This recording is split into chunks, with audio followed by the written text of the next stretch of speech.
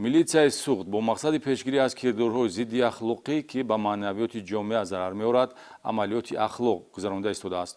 дар доираи амалиёти мазкур марказҳои дилхушӣ мавриди санҷиш қарор дода шуданд.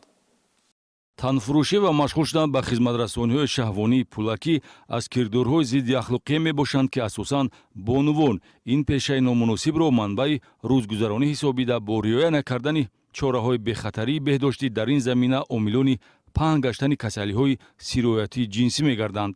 дар баробари ин аз таъсири ин гуна бероҳагардӣ ахлоқу маънавиёти ҷомеа зарар мебинад.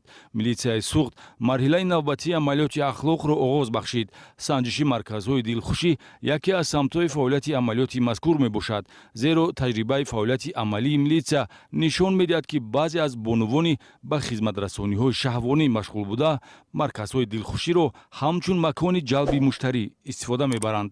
кормандони шӯъбаи вазорати корҳои дохилии шаҳри Хуҷанд дар доираи чорабинии ҳуқуқӣ фаъолияти марказҳои дилхушии маркази маъмурии вилоятро санҷида 70 нафар бонувони шеваи истироҳату дилхушии носолимдоштаро барои гузарондани суҳбатҳои профилактикӣ, муайян кардани шахсият ва гузаштан аз муоинаи тиббӣ ба шӯъбаи милитсия дастрас карданд.